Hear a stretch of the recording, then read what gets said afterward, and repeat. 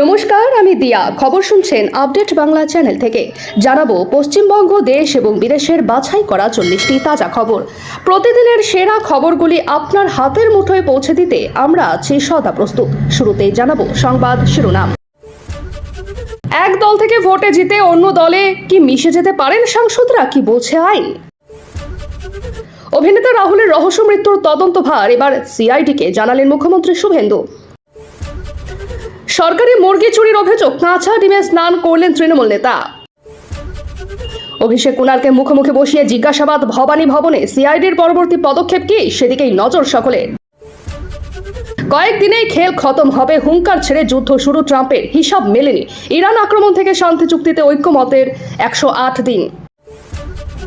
হাতের সঙ্গে জুড়ছে মমতার তৃণমূল। জল্পনার মাঝেই 21শে জুলাই শহীদ তর্পণে রাহুলকে আনার প্রস্তুতি প্রদেশ কংগ্রেসের। নেহরুর রেকর্ড ভেঙে মোদির একযুগ, ঋণের পাহাড়, বেকারত্ব ও প্রশ্ন ফাঁসের 12 বছর। নদী চুরি করে কারখানা অট্টালিকা দখল মুক্তিতে বুলডোজার, ইঙ্গিত মন্ত্রীর। বর্ষার মাঝেও অস্বস্তিকর আবহাওয়া, স্বস্তির বৃষ্টি কবে থেকে শুরু হবে বঙ্গে? রেল লাইনের ধারে খোলা আকাশের নিচে রাত কাটছে অঞ্জলি সাবিত্রীদের। 6 বছর পর খুলল ফাইল, সারাশি চাপে পুষ্পা, নাড্ডার কনভয়ে হামলার নতুন তদন্তে প্রকাশ্য রাস্তায় কান ধরল ফলতার ত্রাস। পারিবারিক বিবাদে বাবা মাকে খুন, গ্রেফতার ছেলে। মহারাষ্ট্রে ভয়াবহ দুর্ঘটনা, কুয়োয় পড়ে মৃত্যু 8 তীর্থযাত্রীর। ঢপের কীর্তন বন্ধ হোক, দিদি খোকাবাবুর চুরি থেকে নব তৃণমূল নিয়ে বিস্ফোরক অধীর রঞ্জন চৌধুরী। মমতা বন্দ্যোপাধ্যায় সহ তৃণমূলের শীর্ষ নেতৃত্বকে আইনি নোটিশ পাঠালেন সাংসদ পুত্র। আগের দিন এসেছিলেন, আজ বেপাত্তা। অভিষেক ঢুকতেই কাকে খুঁজতে ভবানী ভবনে ছুটে এলো এসটিএফ, নাম শুনেই অবাক সকলে। আগেই টাকা ভরতে হবে নাকি মাসে মাসে বিল দিতে হবে? স্মার্ট মিটার নিয়ে বড় সিদ্ধান্ত রাজ্য সরকারের। দিনেশের একই আকাশ একই বাতাস মন্তব্যে সন্দিহান ঢাকা, বাংলাদেশকে ভারতের অংশ করতে চায় দিল্লি। তৃণমূলকে যে ধ্বংস করবে সেই আমার বন্ধু, পার্থর শিবির বদল থেকে অভিষেকের তলব, বিস্ফোরক অর্জুন সিং। কেজি প্রতি 1000 টাকা ছুটির সকালে খাসির মাংসের দোকানে রেইড চালাচ্ছে বিজেপি, যা ধরা পড়ল। বাংলাদেশকে ঘিরে দিল্লির ইঙ্গিত, দিনেশের মন্তব্যে তোলপাড় সীমান্ত রাজনীতি। খুব শীঘ্রই কাঁচরাপাড়া থেকে ব্যারাকপুর, ব্যারাকপুর থেকে ধর্মতলা এবং কল্যাণী এইমস থেকে ব্যারাকপুর, এই 3টি নতুন সরকারি বাসের রুট চালু হবে। পরিবহন মন্ত্রী অর্জুন সিং জানান, প্রতি রুটে কমপক্ষে 25টি করে বাস থাকবে। এছাড়া বর্তমানে ব্যারাকপুর শিল্পাঞ্চলের বহু মানুষ চিকিৎসার জন্য কল্যাণী এইমসে যান। একটি রুটের বাস কল্যাণী এক্সপ্রেসওয়ে দিয়ে এইমসে যাবে। এই এক্সপ্রেসওয়েতে বাস খুবই কম চলে, তাই এই বাস রুটটি চালু হলে অনেকেরই উপকার হবে। ব্যারাকপুর শিল্পাঞ্চলে প্রধান বাস রুট ছিল বেসরকারি 85 নম্বর, সেটি বন্ধ হয়ে যাওয়ায় খুবই সমস্যায় পড়তে হচ্ছে সাধারণ মানুষকে। এই বাস রুটটি বীজপুর থানা থেকে ব্যারাকপুরের পুরনো কোর্ট পর্যন্ত চলাচল করত। এই রুটেই সরকারি বাস চলবে বলে জানালেন পরিবহন মন্ত্রী অর্জুন সিং। তিনি বলেন, এই সরকারি বাসটি 85 নম্বর রুটের মতো ঘোষপাড়া রোড দিয়ে যাতায়াত করবে। কাঁচরাপাড়া, হালিশহর, নৈহাটি, ভাটপাড়া, নোয়াপাড়া হয়ে ব্যারাকপুর পর্যন্ত যাবে। আগামী সপ্তাহেই এই রুট চালু হবে। সেই সঙ্গে চালু হবে ব্যারাকপুর থেকে ধর্মতলা পর্যন্ত সরকারি বাসের রুট। মোট 3টি বাসের রুট কয়েকদিনের মধ্যে চালু হবে। পরিবহন দপ্তরের দায়িত্ব নিয়ে অর্জুন সিং বলেছিলেন, রাস্তায় সরকারি বাস দেখা যায় না, সরকারি বাসের সংখ্যা বৃদ্ধি আমার অগ্রাধিকার। সেই মতো নতুন 3টি রুট চালু হতে চলেছে। আরও কিছু নতুন রুট চালু করা হবে, তার পরিকল্পনা করা হচ্ছে। ব্যারাকপুর শিল্পাঞ্চলে সরকারি বাসের বড় অভাব রয়েছে। নতুন 3টি রুট চালু হলে এই শিল্পাঞ্চলে কয়েক লক্ষ মানুষের যাতায়াতের ক্ষেত্রে খুবই সুবিধা হবে। সেই সঙ্গে পরিবহন দপ্তরের জমি যেখানে যেখানে দখল হয়েছে সেগুলিও উদ্ধার করা হবে। তৃণমূলের লোকসভার বিদ্রোহীরা শেষ পর্যন্ত আশ্রয় নিলেন ন্যাশনালিস্ট সিটিজেন্স পার্টি অফ ইন্ডিয়াতে। রবিবার এই দলে মিশে যাওয়ার কথা ঘোষণা করেছিলেন কাকলি ঘোষ, দস্তিদার সুদীপ ব্যানার্জিরা। আপাতত স্থির রয়েছে এনসিপিআই এনডিএ কে সমর্থন জানাবে। এর প্রেক্ষাপটে কি আগে থেকেই ঠিক ছিল? সেই বিষয়ে মুখ খুলেছেন রাজ্যের পঞ্চায়েত মন্ত্রী দিলীপ ঘোষ। কি বলেছেন দিলীপ? তৃণমূলের 20 বিদ্রোহী সাংসদের প্রতি বেশ নরম সুর রাজ্যের মন্ত্রী। সোমবার তিনি বলেন, বাংলায় যারা দলটা করেছিল তারা বাধ্য হয়ে করেছিল। দলে বাকিদের সঙ্গে কৃতদাসের মতো ব্যবহার করা হতো। থ্রেট কালচার, ওই কালচার সব থেকে বেশি ছিল। যারা এই কালচার কাজে লাগিয়ে দুর্নীতি করেছে তারা কেউ পার পাবে না। সবার অধিকার আছে জনতার রায় জিতে স্বাধীনভাবে রাজনীতি করার, তারা সেটাই করছেন। তৃণমূল থেকে বেরিয়ে এসে কাকলি, সুদীপ সায়নী জুনদের পদক্ষেপকে সমর্থন করেছেন পোর খাওয়া দিলীপ ঘোষ। সোমবার প্রাতঃভ্রমণ করতে এসে রাজ্য রাজনীতির একাধিক ইস্যুতে প্রতিক্রিয়া দিয়েছেন দিলীপ বাবু। বিধায়কদের স্বাক্ষর জালিয়াতি সংক্রান্ত মামলায় ডায়মন্ড হারবারের তৃণমূল সাংসদ অসহযোগিতা করছে বলে দাবি ইডি আধিকারিকদের। এই প্রসঙ্গে তিনি বলেন, এতদিন কোর্টের কোনো নির্দেশ উনি মানেননি, এখন বাছার জন্য কোর্টে যাচ্ছেন। ওনাকে হয়তো সাময়িক রক্ষা কবচ দিয়েছে, তদন্তে অসহযোগিতা করলে কোর্ট আপনাকে রেয়াত করবে না। আগেও বহুবার কেউ হাসপাতালে ভর্তি হয়েছে।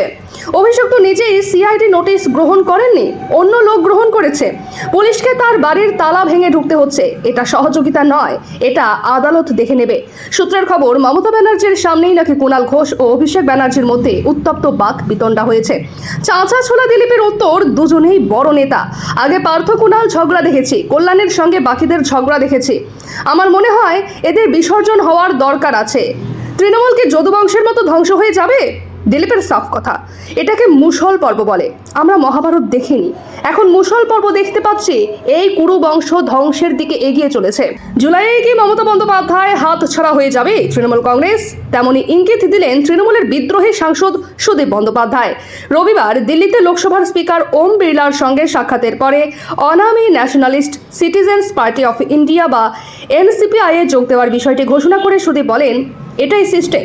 যখন আপনার কাছে দলের 2/3 সাংসদ থাকে, তো প্রথম দিনই বলা যায় না আমাদের দলের নাম দিয়ে দিন। জুলাইয়ে আমরা দাবি জানাবো যে আমাদের হাতে তৃণমূল দিয়ে দিন, কারণ তৃণমূল 2/3 আমাদের কাছে আছে। তারপর আদালতে যাওয়া যাবে, আদালতে সিদ্ধান্ত নিবে। আমরা এনডিএর সঙ্গে কাজ করব দাবি করেছেন কাকলি। আর সেই মন্তব্যের আগে লোকসভার স্পিকারের সঙ্গে দেখা করেছেন সুদীপ সহ তৃণমূলের বিদ্রোহী সাংসদরা।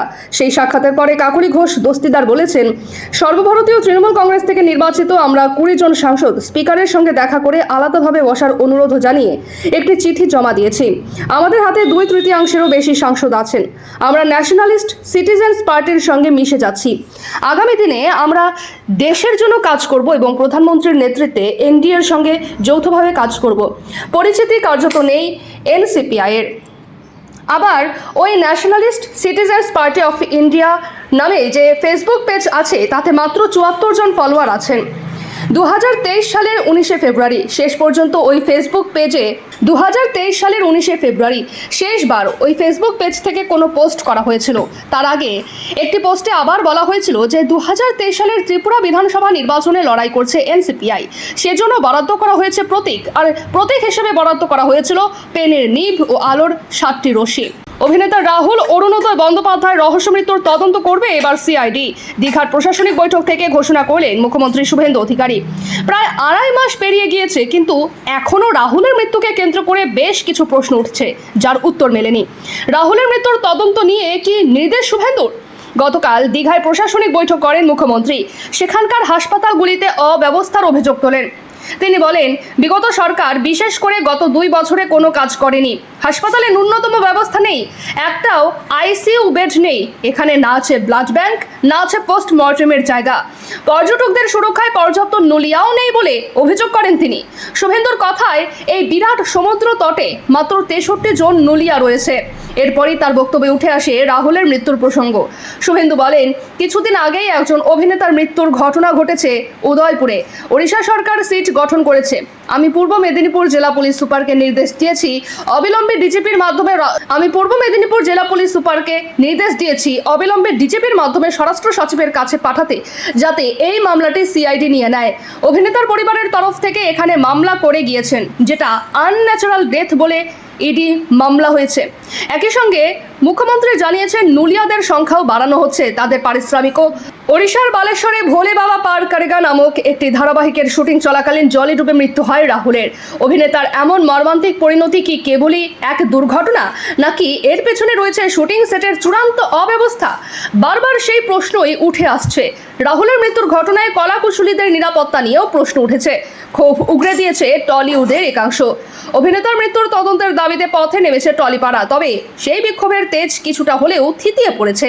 তবে সম্প্রতি প্রধানমন্ত্রীর দপ্তরের হস্তক্ষেপে আবার নতুন করে রাহুলের মৃত্যু নিয়ে চর্চা শুরু হয়েছে। প্রাক্তন মুখ্যমন্ত্রী তথা তৃণমূল দলনেত্রী মমতা বন্দ্যোপাধ্যায় সহ তৃণমূলের শীর্ষ নেতৃত্বকে আইনি নোটিশ পাঠালেন সাংসদ পুত্র। তৃণমূল কংগ্রেসের সাংসদ কাকলি ঘোষ দস্তিদারের ছেলে চিকিৎসক ডাক্তার বৈদ্যনাথ ঘোষ দস্তিদার। এবার তৃণমূল সুপ্রিমো ও প্রাক্তন মুখ্যমন্ত্রী মমতা বন্দ্যোপাধ্যায় সহ দলের একাধিক শীর্ষ নেতার বিরুদ্ধে আইনি নোটিশ পাঠিয়েছেন বলে জানা গিয়েছে। এই ঘটনায় রাজ্যের রাজনৈতিক মহলে ব্যাপক চর্চা শুরু হয়েছে। জানা গিয়েছে, পাঠানো আইনি নোটিশে মমতা বন্দ্যোপাধ্যায়ের পাশাপাশি তৃণমূলের সাংসদ মহুয়া মৈত্র, সাংসদ কল্যাণ বন্দ্যোপাধ্যায়, সাংসদ সৌগত রায় এবং প্রাক্তন বিধায়ক সোনালী গুহর নামও উল্লেখ করা হয়েছে। নোটিশে দাবি করা হয়েছে, ডাক্তার বৈদ্যনাথ ঘোষ দস্তিদার সম্পর্কে বিভিন্ন সময় জনসমক্ষে এবং সংবাদ মাধ্যমে এমন ইঙ্গিতপূর্ণ মন্তব্য করা হয়েছে যে তিনি বারাসাত বিধানসভা কেন্দ্র থেকে তৃণমূলের টিকিট চেয়েছিলেন এবং তা না পাওয়ার কারণেই তার মা রাজনৈতিকভাবে ভিন্ন অবস্থান নিয়েছেন। এই অভিযোগকে সম্পূর্ণ মিথ্যা, ভিত্তিহীন ও মানহানিকর বলে দাবি করেছেন সাংসদ পুত্র বৈদ্যনাথ। তার পাঠানো আইনি নোটিশে উল্লেখ করা হয়েছে, ডাক্তার বৈদ্যনাথ ঘোষ দস্তিদার একজন উচ্চশিক্ষিত মনোরোগ বিশেষজ্ঞ। তিনি যুক্তরাষ্ট্রের ম্যাসাচুসেটস জেনারেল হাসপাতাল ও হার্ভার্ড বিশ্ববিদ্যালয় এবং যুক্তরাজ্যের central and north west London NHS foundation ট্রাস্টে প্রশিক্ষণ ও পেশাগত কাজ করেছেন। তার দাবি, তিনি কখনো বারাসাত বিধানসভা কেন্দ্র থেকে প্রার্থী হওয়ার জন্য কোনো মনোনয়ন চাননি বা এ বিষয়ে কোনো রাজনৈতিক উচ্চাকাঙ্ক্ষাও পোষণ করেননি। নোটিশে আরও দাবি করা হয়েছে, বরং ইন্ডিয়ান পলিটিক্যাল অ্যাকশন কমিটি প্রতিনিধিরা এবং তৎকালীন বারাসাত জেলা TMCPর সঙ্গে যুক্ত সোহম পাল একাধিকবার তার সঙ্গে যোগাযোগ করে নির্বাচনে প্রতিদ্বন্দ্বিতা করার বিষয়ে অনুরোধ জানিয়েছিলেন। পাশাপাশি বিভিন্ন স্বাস্থ্য শিবিরে অংশগ্রহণের জন্য তাকে নিয়মিত আহ্বান জানানো হতো বলে নোটিশে উল্লেখ করা হয়েছে। আইনি নোটিশের সংশ্লিষ্ট নেতাদের উদ্দেশ্যে 4টি প্রধান দাবি জানানো হয়েছে। 2023 সালের 19শে ফেব্রুয়ারি শেষবার ওই ফেসবুক পেজ থেকে কোনো পোস্ট করা হয়েছিল। তার আগে একটি পোস্টে আবার বলা হয়েছিল যে 2023 সালের ত্রিপুরা বিধানসভা নির্বাচনে লড়াই করছে NCPI, সেজন্য বরাদ্দ করা হয়েছে প্রতীক, আর প্রতীক হিসেবে বরাদ্দ করা হয়েছিল পেনের নিভ ও আলোর 7টি রশ্মি। অভিনেতা রাহুল অরুণোদয় বন্দ্যোপাধ্যায়ের রহস্য মৃত্যুর তদন্ত করবে এবার CID। দীঘার প্রশাসনিক বৈঠক থেকে ঘোষণা করলেন মুখ্যমন্ত্রী শুভেন্দু অধিকারী। প্রায় 2.5 মাস পেরিয়ে গিয়েছে, কিন্তু এখনও রাহুলের মৃত্যুকে কেন্দ্র করে বেশ কিছু প্রশ্ন উঠছে, যার উত্তর মেলেনি। রাহুলের মৃত্যুর তদন্ত নিয়ে কি নির্দেশ শুভেন্দুর? গতকাল দীঘায় প্রশাসনিক বৈঠক করেন মুখ্যমন্ত্রী। সেখানকার হাসপাতালগুলিতে অব্যবস্থার অভিযোগ তোলেন। তিনি বলেন, বিগত সরকার বিশেষ করে গত 2 বছরে কোনো কাজ করেনি। হাসপাতালে ন্যূনতম ব্যবস্থা নেই, একটাও ICU বেড নেই। এখানে না আছে ব্লাড ব্যাংক, না আছে পোস্টমর্টেমের জায়গা। পর্যটকদের সুরক্ষায় পর্যাপ্ত নলিয়াও নেই বলে অভিযোগ করেন তিনি। শুভেন্দুর কথায়, এই বিরাট সমুদ্র তটে মাত্র 63 জন নলিয়া রয়েছে। এরপরই তার বক্তব্যে উঠে আসে রাহুলের মৃত্যুর প্রসঙ্গ। শুভেন্দু বলেন, কিছুদিন আগেই একজন অভিনেতার মৃত্যুর ঘটনা ঘটেছে উদয়পুরে। ওড়িশা সরকার সিট গঠন করেছে। আমি পূর্ব মেদিনীপুর জেলা পুলিশ সুপারকে নির্দেশ দিয়েছি অবিলম্বে ডিজিপির মাধ্যমে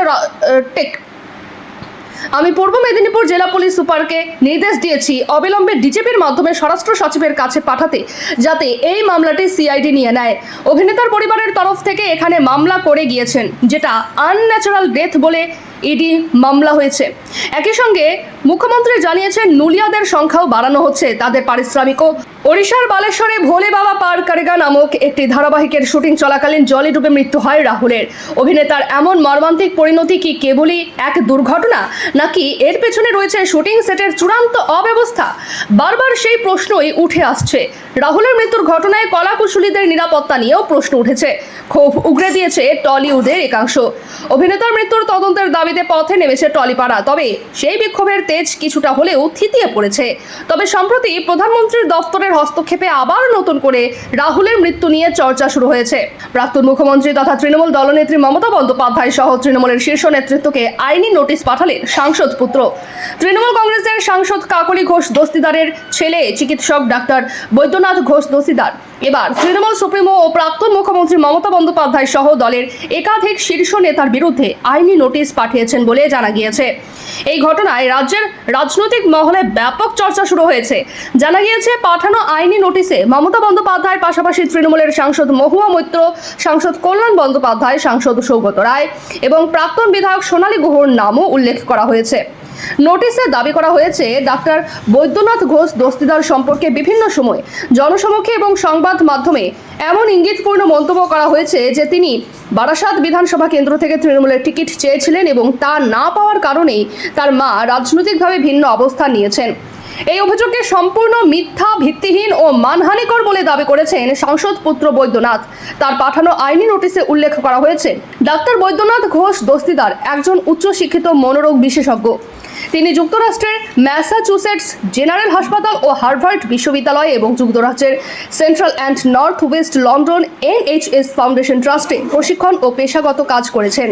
তার দাবি, তিনি কখনো বারাসাত বিধানসভা কেন্দ্র থেকে প্রার্থী হওয়ার জন্য কোনো মনোনয়ন চাননি বা এ বিষয়ে কোনো রাজনৈতিক উচ্চাকাঙ্ক্ষাও পোষণ করেননি। নোটিশে আরও দাবি করা হয়েছে, বরং ইন্ডিয়ান পলিটিক্যাল অ্যাকশন কমিটি প্রতিনিধিরা এবং তৎকালীন বারাসাত জেলা TMCPর সঙ্গে যুক্ত সোহম পাল একাধিকবার তার সঙ্গে যোগাযোগ করে নির্বাচনে প্রতিদ্বন্দ্বিতা করার বিষয়ে অনুরোধ জানিয়েছিলেন। পাশাপাশি বিভিন্ন স্বাস্থ্য শিবিরে অংশগ্রহণের জন্য তাকে নিয়মিত আহ্বান জানানো হতো বলে নোটিশে উল্লেখ করা হয়েছে।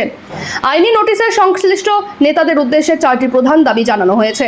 বাঙালি হিন্দু সমাজের একটি বিশাল অংশ আমিষভোজী, এমনকি দুর্গাপুজো বা কালীপুজোর মতো প্রধান ধর্মীয় উৎসবগুলিতেও মাছ বা পাঁঠার মাংস ভোগের অংশ হিসেবে ব্যবহৃত হয়। এই বাস্তবতাকে মেনে নিয়ে রাজ্য বিজেপির শীর্ষ নেতৃত্ব বারবার স্পষ্ট করেছেন যে তারা বাংলায় কারো খাদ্যাভ্যাসে হস্তক্ষেপ করবেন না। তৃণমূল কংগ্রেস প্রায়শই বিজেপিকে হিন্দি বলয়ের দল বা নিরামিষাশী সংস্কৃতি জোর করে চাপিয়ে দেওয়ার দল হিসেবে আক্রমণ করে, কিন্তু ক্ষমতায় আসার পরও বিজেপি স্পষ্ট করে দিয়েছে মাছ মাংস খাওয়া কোনো কিছুর উপরেই নিষেধাজ্ঞা জারি করা হবে না। কিন্তু ছুটির সকালে হঠাৎ করেই খাসির মাংসের দোকানে রেড করা শুরু করলো বিজেপি। কিন্তু কেন? খাসির মাংসের নামে ছাগলের মাংস বিক্রি করে সাধারণ মানুষকে প্রতারণার অভিযোগ তুলে রবিবার ইসলামপুর শহরের একাধিক মাংসের দোকানে অভিযান চালালো বিজেপি। এই ঘটনাকে কেন্দ্র করে শহর জুড়ে ব্যাপক চাঞ্চল্যের সৃষ্টি হয়েছে। রবিবার ইসলামপুর বিজেপির টাউন সভাপতি চিত্রজিৎ রায়ের নেতৃত্বে দলের একাধিক নেতা শহরের বিভিন্ন মাংসের দোকানে যান এবং বিক্রিত মাংস পরীক্ষা করেন। বিজেপির অভিযোগ, দীর্ঘদিন ধরেই শহরের বিভিন্ন দোকানে খাসির মাংসের পরিবর্তে ছাগলের মাংস বিক্রি করা হচ্ছে, অথচ খাসির মাংসের নাম করে প্রতি কেজি প্রায় 1000 টাকা পর্যন্ত দাম নেওয়া হচ্ছে। এর ফলে সাধারণ ক্রেতারা প্রতারিত হচ্ছেন এবং আর্থিকভাবে ক্ষতিগ্রস্ত হচ্ছেন বলে দাবি বিজেপি নেতৃত্বের। চিত্রজিৎ রায় বলেন, সাধারণ মানুষের সঙ্গে প্রতারণা করা হচ্ছে, খাসির মাংসের নামে অন্য মাংস বিক্রি করে অতিরিক্ত দাম আদায় করা হচ্ছে। বিষয়টি প্রশাসনের নজরে আনা হবে এবং ভবিষ্যতেও এ ধরনের অভিযান চালানো হবে। বাংলাদেশ ভারত সম্পর্ক বহুদিন ধরেই দক্ষিণ এশিয়ার কূটনৈতিক আলোচনার কেন্দ্রবিন্দুতে রয়েছে। ভৌগোলিক নৈকট্য, ইতিহাস, ভাষা, সংস্কৃতি এবং অর্থনৈতিক নির্ভরতার কারণে দুই দেশের সম্পর্ককে আলাদা করে দেখা। ভৌগোলিক নৈকট্য, ইতিহাস, ভাষা, সংস্কৃতি এবং অর্থনৈতিক নির্ভরতার কারণে দুই দেশের সম্পর্ককে আলাদা করে দেখা যায় না। সম্প্রতি এই সম্পর্ককে ঘিরে নতুন করে আলোচনা শুরু হয়েছে ভারতের পক্ষ থেকে ঢাকায় নিযুক্ত নতুন হাই কমিশনার দীনেশ ত্রিবেদীর কিছু মন্তব্যকে কেন্দ্র করে। তার বক্তব্য ও তার ব্যাখ্যা ঘিরে বাংলাদেশের রাজনৈতিক ও সামাজিক মহলে মিশ্র প্রতিক্রিয়া তৈরি হয়েছে। বেনাপোল সীমান্ত দিয়ে বাংলাদেশে প্রবেশের সময় দীনেশ ত্রিবেদী ভূপেন হাজারিকার একটি জনপ্রিয় গানের লাইন উল্লেখ করেন, একই আকাশ একই বাতাস। এই সাংস্কৃতিক রেফারেন্সকে তিনি দুই দেশের মানুষের অভিন্ন আবেগ ও ঐতিহ্যের প্রতীক হিসেবে তুলে ধরেন। তিনি বলেন, বাংলাদেশে প্রবেশ করলেও তার মনে হচ্ছে না যে তিনি আলাদা কোনো দেশে আছেন এবং এক অভিন্ন সাংস্কৃতিক পরিসরের মধ্যেই তিনি অবস্থান করছেন। এই মন্তব্য অনেকের কাছে বন্ধুত্বপূর্ণ এবং ইতিবাচক বার্তা হিসেবে ধরা পড়লেও অন্যদিকে কেউ কেউ এটিকে রাজনৈতিক ইঙ্গিত হিসেবে ব্যাখ্যা করেছেন। কয়েকদিন আগে এই বিধানসভা নির্বাচনের প্রচারের সময় এক সংবাদ মাধ্যমকে সায়নী ঘোষ বলেছিলেন, আমি চাড্ডা নই যে চাড্ডি হয়ে যাব। ভোটে তৃণমূলের শোচনীয় হারের পরও মমতার পাশে থাকার বার্তা দিয়েছিলেন তিনি। তবে সেই সায়নী ঘোষ এখন তৃণমূলের বিদ্রোহী সাংসদদের দলের নাম লিখিয়েছেন। আজ তৃণমূল সাংসদদের বৈঠক হওয়ার কথা দিল্লিতে। এই আবহে বাকিদের মতো সায়নীও দিল্লিতে পৌঁছন, আর সেখানে পৌঁছতেই বিমানবন্দরে তাকে ঘিরে নানা প্রশ্ন করতে থাকেন সাংবাদিকরা।